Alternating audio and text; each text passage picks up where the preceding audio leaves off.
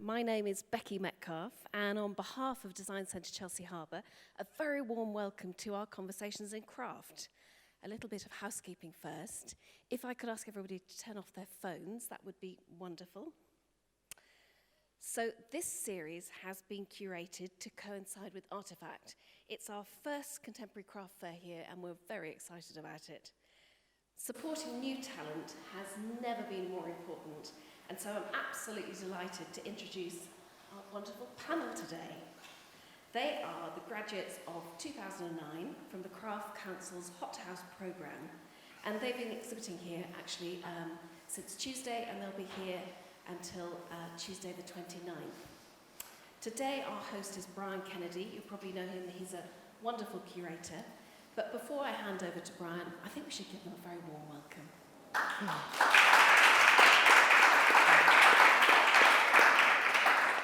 Thank you, Becky. That was a really nice introduction. And welcome everybody to this talk. I was brought on board as a curator by the group last year to do an exhibition at London Craft Week, which because of the pandemic never happened. So it was wonderful to be able to reconnect with them and to bring them along to Artefact. So each of them are going to talk about their practice and the materials they use, what has excited them, the journey they've gone on, and then at the end I'll talk to them and ask some questions. Okay, so we're starting off with Rayvenn. Amazing. Thank you for coming, everyone. My name is Rayvenn Shalita. I am a digital sculptor, writer, researcher and curator, and I'm based in London. My practice is a strange one, and even my introduction to Hot House was an odd one, in that I was quite different to a lot of the craft practices that were there. This is kind of how my practice started in my second year of uni at Chelsea College of Arts, and it was really just kind of a material experimentation into what sculpture could be, removed from very classical Renaissance sculptures. So using mixed media, silicone, pigment, human hair, I created Untitled 2018, and things pretty much took off from there. Showing it at various locations, there seemed to be a want and a demand to see it in different formats and different styles. And so I kind of just continued on that process. It was all kind of for me about experimentation and seeing how far I could push it. And that led me to using monster clay, which is a very popular special effects material, and that allowed me to go bigger and go even more detailed than the silicone can produce. So it was really just me kind of taking people that were around me or parts of my body and seeing again how far we could push the hyperrealism as it relates to sculpture. And so these are two examples that I was doing towards the end of my degree in 2015 or 16, I believe. And this was my final degree work in 2018. It's called My Head Hurts, My Feet Stink, and I Don't Love Jesus. And that was always quite a fun one, but it was symbolic of my time at uni. It was quite a tumultuous one, but it was really kind of a moment to kind of freak out my tutors. I remember I didn't tell them what I was doing, and they gave me this really big space. I had one of the biggest ones, and I walked in on deadline day with a foot and a title, and they just didn't understand it, but it was a good conversation starter, and it really allowed me to think about methods of display when it comes to sculpture as well. Since graduating then and having done a master's at UAL as well, it kind of moved into a 3D process. 3D technology is becoming increasingly used, but there's still kind of this lack of detail that you can sometimes find with 3D objects. And so making I Don't See in Colour was a really good moment for me, not only because it got picked up by Saatchi and sold, but it was just a really good introduction into the techniques of 3D materials and understanding what you can do when you repurpose that online. So this is a picture of the sculpture I made, I Don't See in Colour, and it took various formats, and it was really fun to see how it travelled on the internet. Seeing it months later after having posted it and all these different interpretations and unpacking was really interesting and really helpful for my practice. Changing then material formats in another way, this is a lenticular print, So it works with optical lenses. So it's a static picture from one perspective, but as you walk around it, there's a shifting kind of perspective as well. And this is weird because I consider it to be quite sculptural, but it's 2D in format. So it was a nice way for those who wanted to purchase something that couldn't situate a sculpture in their houses. And so this was really fun, and this was a collaborative piece made with a really great lenticular that I know. And he's been really good to me in the past few years. Moving then to thinking about black masculinity and continuing on with the 3D strand. This was a smaller maquette I did for a larger project that came slightly later in 2019. But again, it was just seeing how far I could push the mechanisms of 3D sculpture.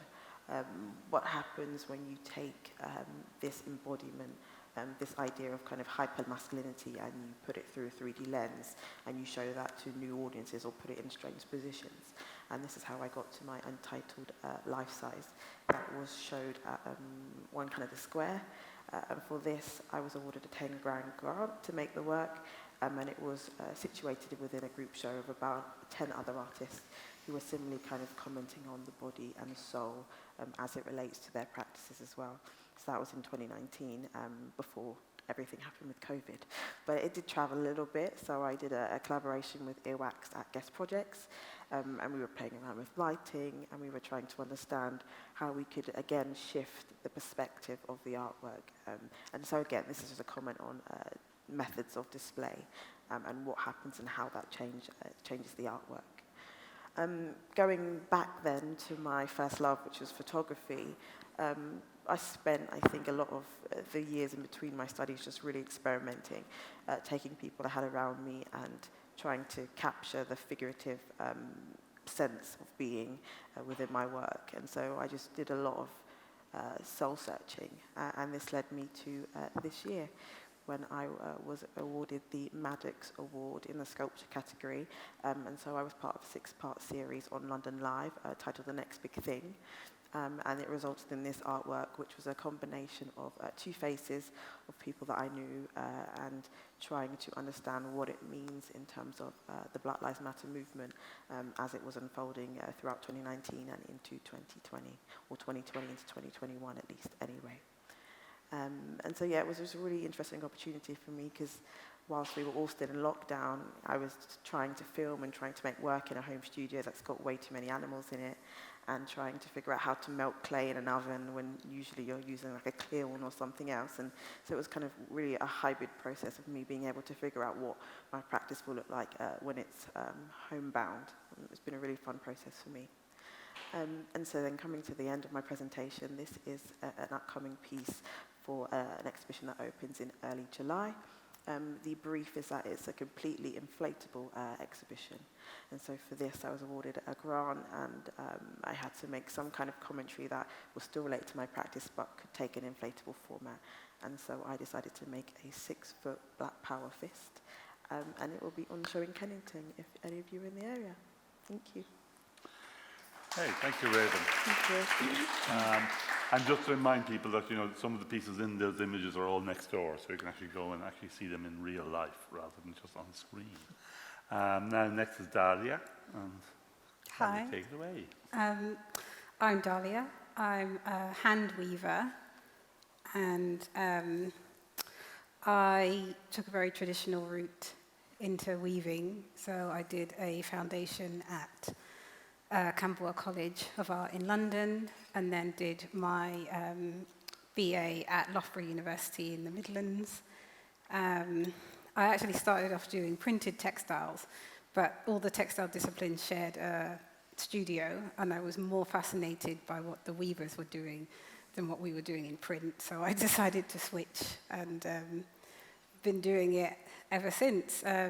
Graduated in 2012. So I just kind of I bought a loom, table loom, and I was just working on that, my own personal projects, a few commissions. Graduated in 2012. And then I guess I started thinking seriously about my practice in 2000 and the end of 2017. I just randomly decided to quit my full-time job in luxury interiors and at the beginning of 2018, just decided I would concentrate on just kind of putting some work together. And then at the end of 2018, decided to apply for the Craft Council's Hot House program and got in by some miracle. And then, so I've been kind of concentrating on my practice since 2018. So for me, like, research is really like a key part of my practice. The pieces that are in the Form Made From exhibition next door, the starting point was the marble facades of many of the churches, basilicas, cathedrals in Florence. It's usually like either an image or a piece of art or something that grabs me. It's usually either the form or the color. In this instance, it was kind of both. I'm really interested in like rectilinear forms and really strong contrasting colors. So I do a lot of kind of paper work where I kind of just play around with blocks. And then it kind of, for me, weaving the process, like all elements of the process are kind of culminate in the piece. So I'm very old school. I dye all of my own yarns. The pieces, the kind of warp, which are the long threads, I dye them in sections, and the image in the middle, you can see that I use like tiny pieces of colored thread to indicate which areas I want to dye and which colors. You could use computer software, but I like to kind of visually see it in kind of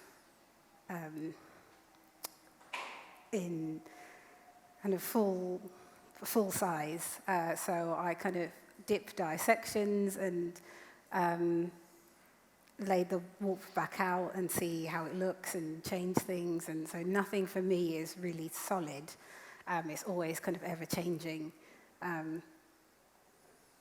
And then this is just a kind of video of me in the very long process of setting up the loom. It has many stages, and it's a very slow process. Each thread needs to be threaded through one of those kind of white, they're called heddles, so they hold each of the threads individually. Each piece in the show has about 2,000 threads. So yeah, so all 2,000 had to be done like that.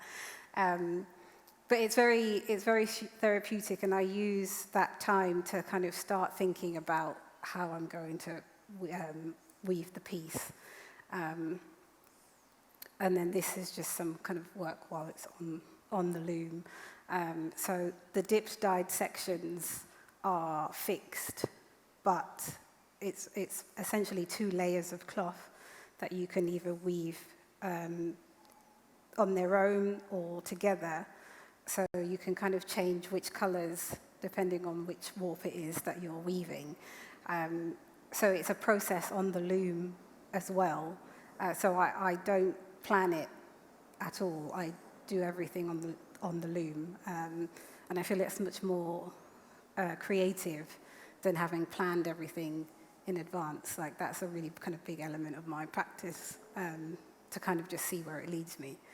And this is just some details of, one of the things that I find most interesting is, I've always found ikat dyeing techniques really interesting, but I also like really kind of rectilinear forms, and I'm quite interested in the juxtaposition of the two, something that's very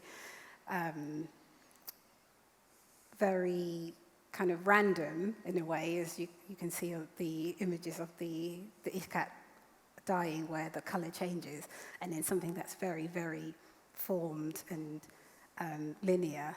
So that's kind of another kind of really key element of my work. And so this year has been like a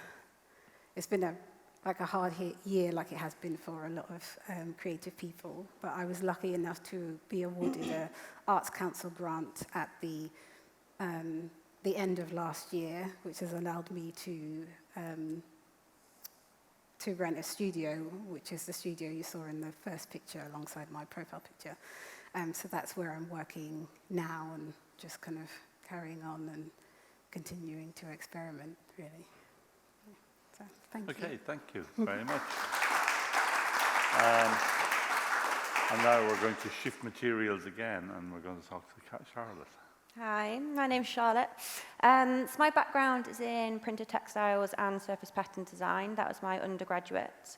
And after I studied that, I went on to do colour, material and finish design. And during this time, I found myself not being as creative and hands-on as I thought the industry was. So I decided to go and study a master's at Central St Martin's.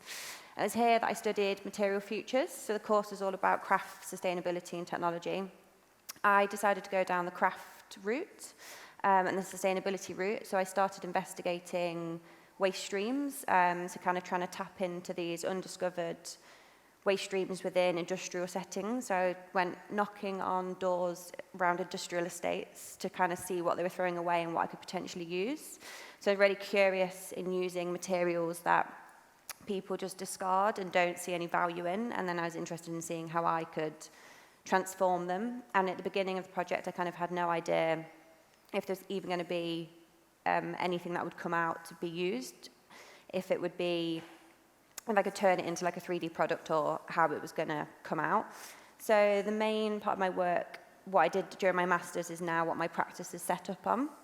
So these are some images of lots of experiments. So the kind of most of my master's was all about experimenting, breaking the material down and trying to transform it. So it's very research-based. I did lots of trial and error, and kind of the best way I saw to use the material was to turn it into a composite material so that it was hard-wearing and durable, and so that I had freedom in terms of the forms and the colours. So this is the material before it's cast, and this is the dust mixed with the resin. So maybe I forgot to mention that I finalised with a CNC company.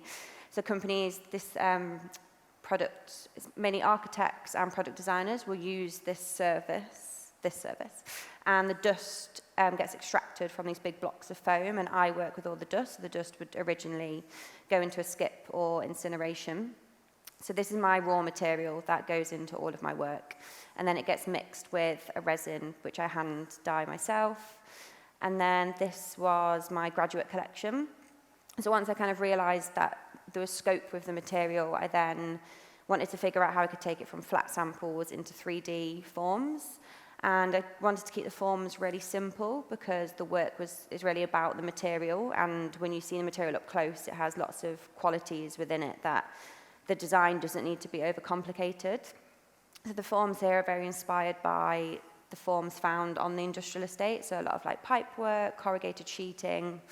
And these were my final 2 tables. And at the end of my master's, I didn't really realise that I'd made a product or a table until galleries started saying they wanted to have them in their gallery. And I was like, okay, I've made a product.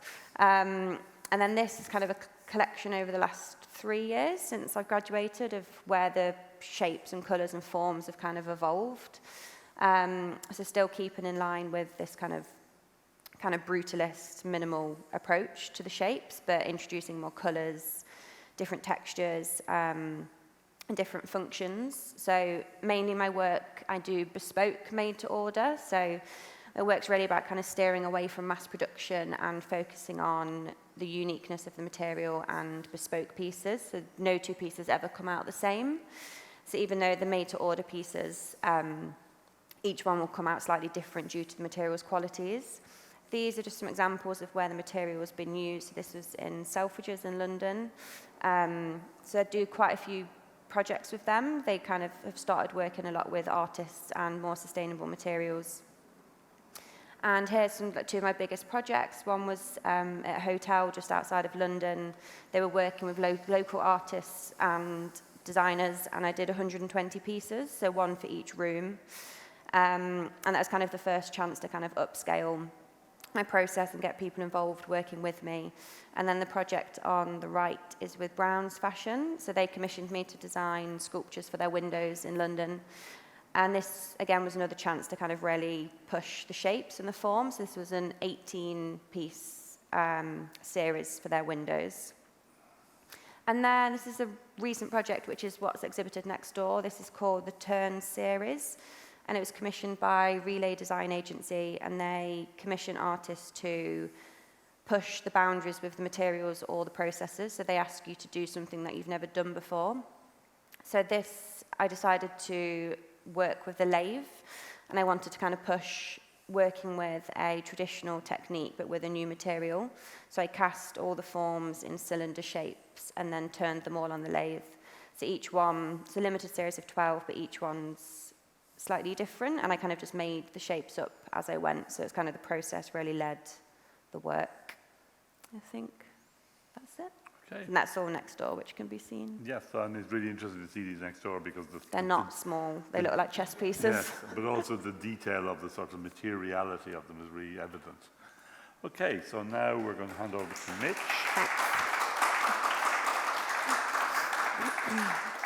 And Mitch is very nervous, so there's no read to be done. Nobody's going to bite you. Thank you. Hi there, I'm Mitch. I'm a ceramicist. It's something I've always wanted to do. Since childhood, that was it. It has always been my passion. And I studied at Falmouth School of Art many, many years ago. And got married, had children, and generally did my art in a shed because I didn't have time to do anything else, really.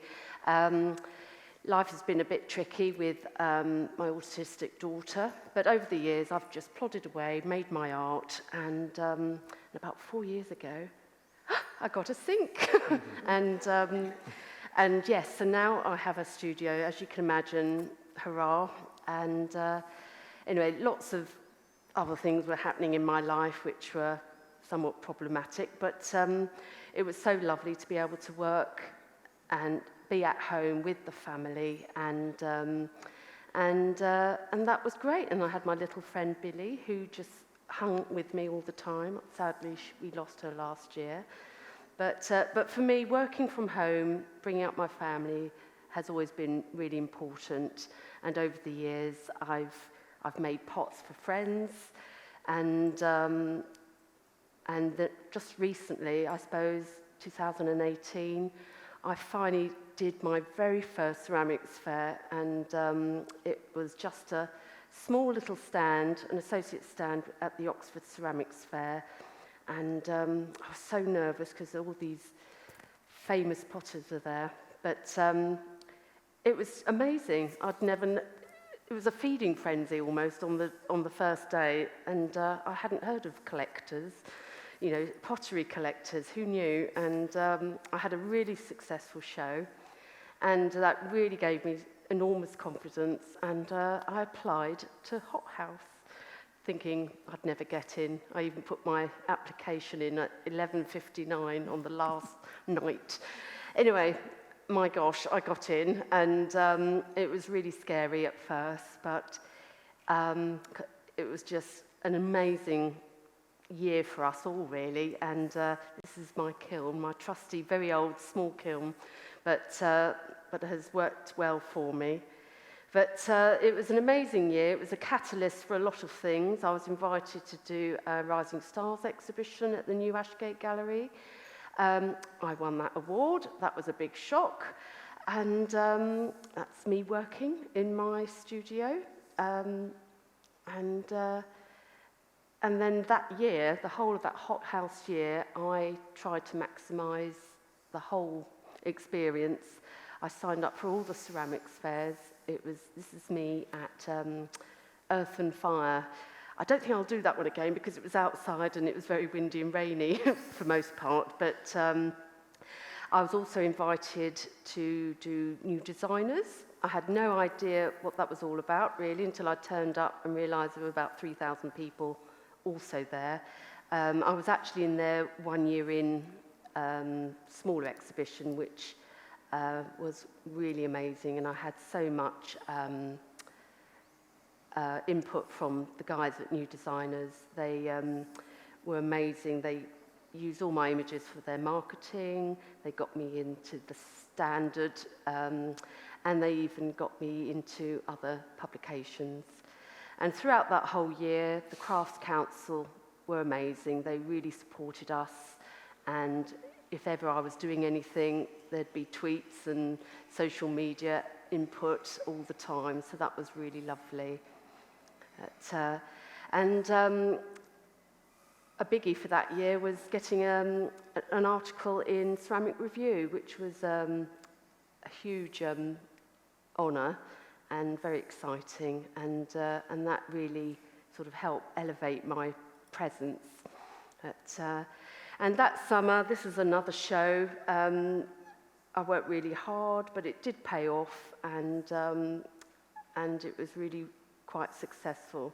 And here's me at Art in Clay. That was always my one, the one fair I wanted to do. And finally, I got to Art in Clay.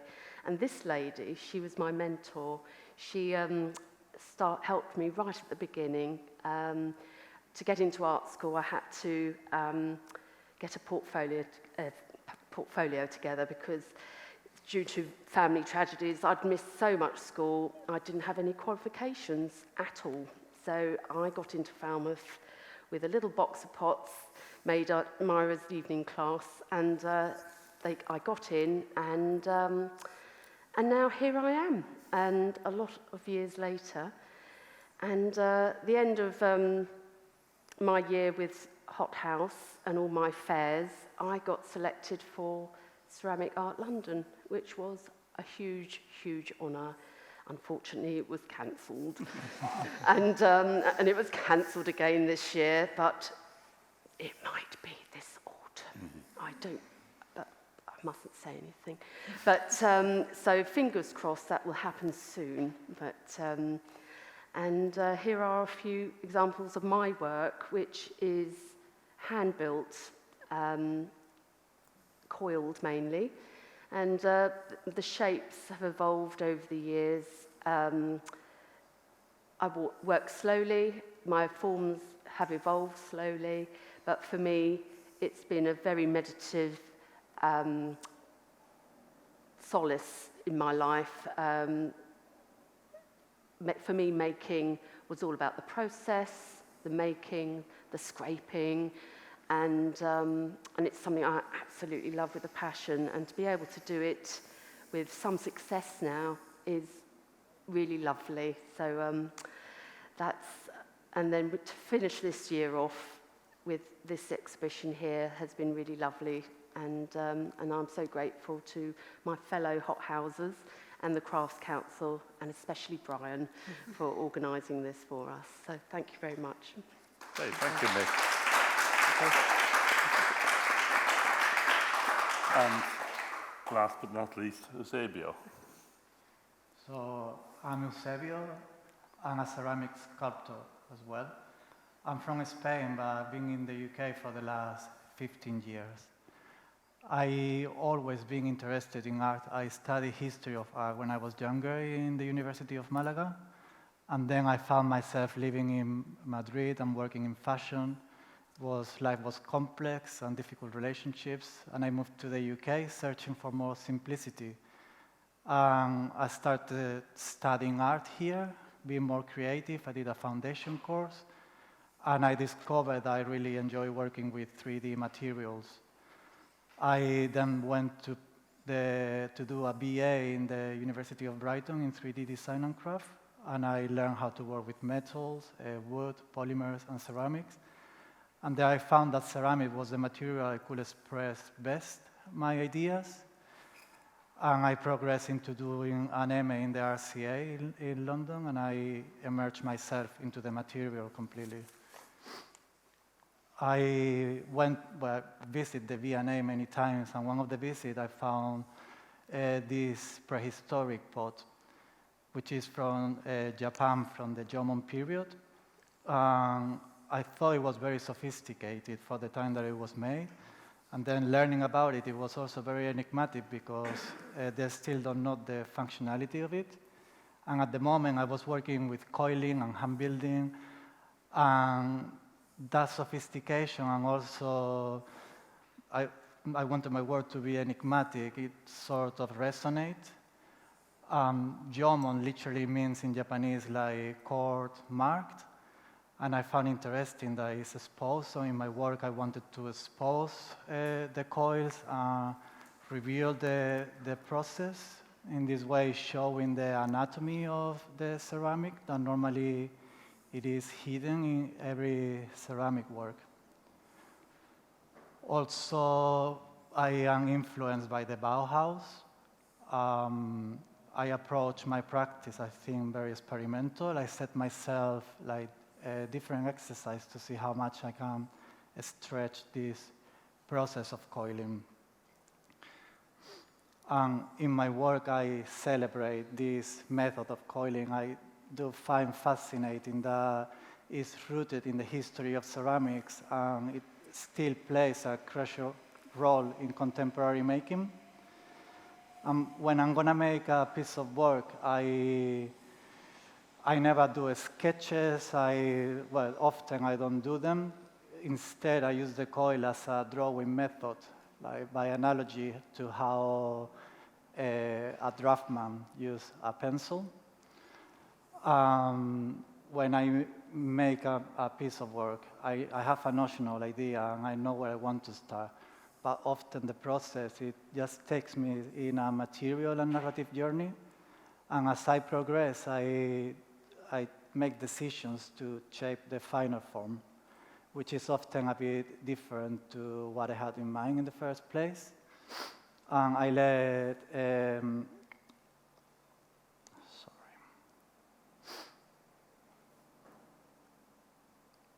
let the form be, and I let serendipity happen in search for a new structural complexity.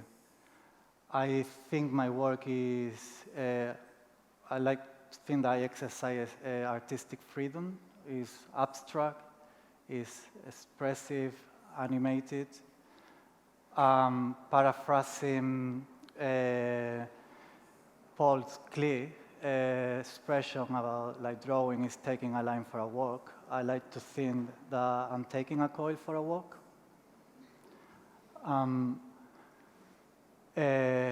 This is my graduated shot in the RCA. It was selected for the first competition in the British Ceramic Biennial.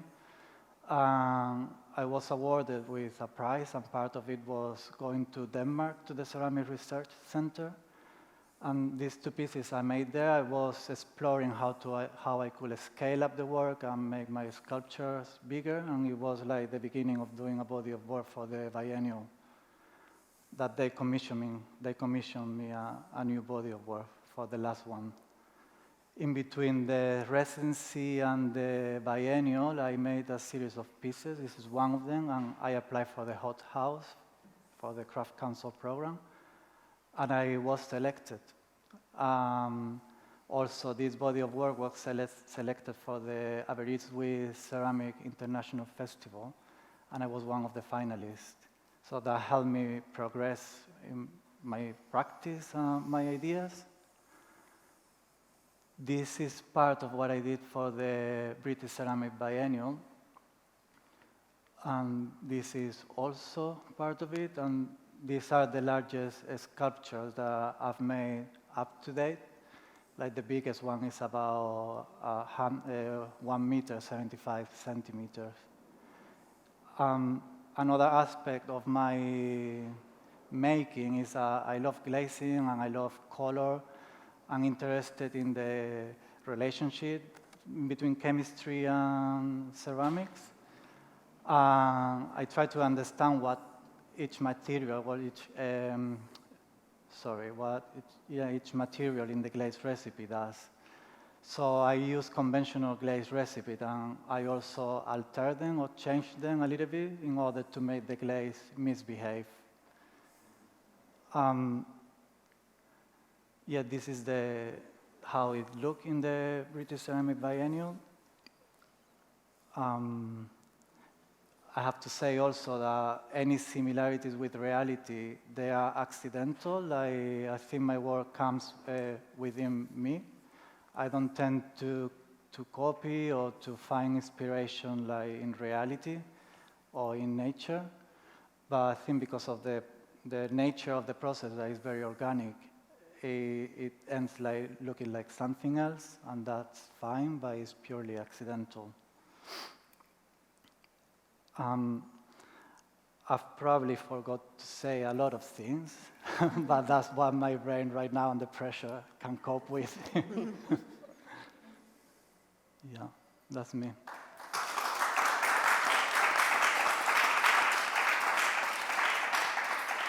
Okay, thank you very much. Thank you everybody for your talk. I mean, what was interesting to me is seeing a very disparate set of practices, but there's so many connections between them.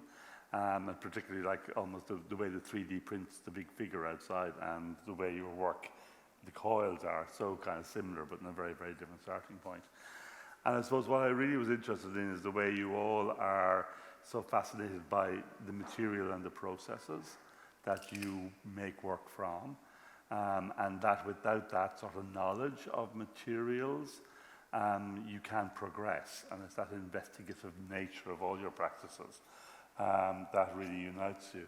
And I suppose I'd like to talk to each of you maybe about what you see next journey is going to be on and what your next kind of ambition is. I suppose, Rayvenn, if we start with you. Gosh, my next journey. Actually, I've been thinking about it. I think all of us being locked down, it's been a quite reflective moment, and I do kind of want to go back to the handmade. I was thinking there's a kind of peacefulness to it, and there's a very kind of specificity to it that somewhat can be lost with 3D technology. And I think for me it's going to be maybe a year of going back to that material and figuring out how I can use it in a different way, but nonetheless still work with it. Okay. And I know you've just done a commission at the moment, and has that been kind of important to have that? Yeah, so I'm finishing a commission for the Ruskin Library and Museum in Lancashire, and it's kind of based on the building itself, but also John Ruskin's ideas about kind of art and design and craft. And I've been using a new material called sea cell, which is made from seaweed. So I think for my practice, it's kind of more looking at sustainability, because even as a craft person, my work kind of still falls within the kind of textile industry, which is, as we know, one of the most polluting in the world. So even though I'm a very, it's just me and my little loom, I'm still kind of a very small cog in a big machine, but it's very important to me to kind of look at that. And the pieces that I have in the show, I mainly use silk, but a couple of years ago I introduced bamboo. So the pieces on display are a mix of silk and bamboo. And like I said, I'm introducing new yarns, and as part of my Arts Council project, I'm looking into natural dyes as well, because at the moment I use synthetic dyes. But I kind of like just the experimentation of kind of looking at natural dyes. And one of the things that I would really love to do is do a residency or something in, maybe Kazakhstan or something. They've got amazing ikat silk weavers who get these amazing colours from natural dyes. And that would be something that I'd really like to do. And Charlotte, I know you're about to embark on your first ever public art project, so maybe you could talk about that and about the ambitions of that and scale. Yeah, I had recently, beginning of this year, started to get, I don't know how to describe it, but not bored, but maybe felt like I was at a bit of a dead end within my work, in terms of like being creative and where I was going to go next and how far I could take things. And then I got contacted to apply to do a commission for some public art in Swindon, quite a random area, but it's in Swindon with Zurich Insurance Company, and they were commissioning an artist to do an outdoor piece of art, and it's going to be rooted in working with all the materials that come from the supply chains and come in and out of the construction sites, and then as well as kind of tying into links of some history from Swindon and So yeah, kind of my first opportunity to do something location-based and within the public. And I also have to do like a public engagement program, so kind of trying to introduce people to working with different materials and how they can work and think differently in terms of how we produce and how we make. So yeah, a bit of a new direction, which hopefully takes me, further. And Mitch, what have your kind of hope for the Well, next while? I've made a decision not to do any more shows other than Swimming London. But I'm busy with commissions and galleries. I've started selling abroad now, which is great. But my work, I've realised, is very much representative of my past. It has been my therapy over the years. And I'm keen to sort of explore more energetic work, different creative practices. So I've actually been accepted to do an MA in Fine Arts Ceramics at Bath this autumn. So watch this space. So in a year's time, who knows what I might produce. So it's really exciting, and it's me carrying on with my education that I had hoped to do a long time ago. But so I'm doing that, even at my age, going back to college. So yes, very exciting. So watch this space. And Eusebio, I mean, your large-scale pieces that were done for the Biennale had a really impressive sense of scale to them. Is that something you want to pursue? And are you handicapped by not having the kiln and the facilities to do that? I do want to make more, yeah, but I work for Brighton University, and I am very lucky I can use their facilities. And this year, because of COVID, I haven't been able to access to them. And normally what I do, I start making them in my studio, and then I transport them to university to fire them. But I haven't been able to do that this year. But yeah, the plan is to make large work, yeah. I'm doing a symposium, a ceramic residency in Estonia, which is a wood firing symposium and is about making large pieces of work. So I will have the opportunity there to do it. Yeah. And one of the other things I think linked to all of you is that many of you kind of reference other careers or other jobs or other things that actually eat into your time of being creative and productive. And I think it's a balancing act that everybody has to do. And it'd be nice just to kind of hear about that juggle and how does that other activities that you have to do feed into your practice, and how does that kind of mesh with the kind of personal creativity? Yeah, I do. My nan has a saying, jack of all trades, master of none. I think that's me in a lot of ways. But I always try to do things that really challenge me or really change my perception. So I'm a teacher now, a very unconventional teacher at that, but I teach, I'm going back to study, and I'm a researcher, so it means I get to work with other organisations and build their portfolio and understand how they can, particularly in a digital stance, move their programme forward. So I've been doing that, and it's all been really enriching. It provides you not only the money to make your work, but actually a moment of difference when maybe you don't want to focus on your work and you want some different, a moment of headspace maybe. Mm-hmm. I'm kind of much the same, but I work kind of as an administrator, but still within the arts. So I work for the National Theatre. Nothing creative. Everyone's like, "Ooh, National Theatre." I was like, "No, I'm behind a desk." But it's nice. It feeds in because it's a very creative organisation, and I kind of get to touch on little bits of it. So even when I'm not in my studio, I do still feel like I'm in kind of a creative environment, and that kind of feeds me. So when I'm in my studio, I'm like, yes, I'm ready to go. But yeah, it is obviously a juggling act, and I'll have another act to juggle soon as well. So I've been quite fortunate that I haven't had to juggle anything in the last 2 years other than my practice. It's just been kind of flat out just with orders and commissions. But I'm wanting to change that up now. I kind of find that I miss having that input from another job or something else to kind of maybe influence my decision, or having a bit of time out. Kind of keep burning out a bit too much. Hence doing the commission, I think, taking a bit of a step back from my practice and wanting to kind of mix things up and then hopefully that might push my practice in a bit of a different direction. Well, for me, it's juggle, juggle, juggle. And I want to do things in a certain way, but at the end of the day, I just do my best, and that's all I can do.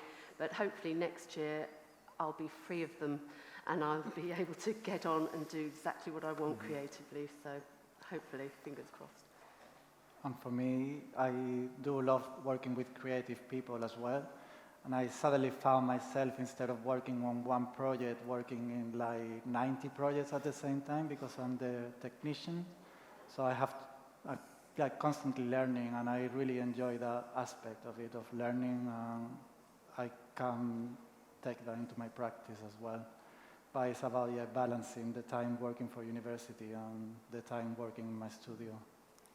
Because I think just to round it up, it was really interesting for me to hear about the passion of the material, the passion of the investigation, but also that sort of necessity of doing many things at the one time, but the actual focus is on still creating pieces.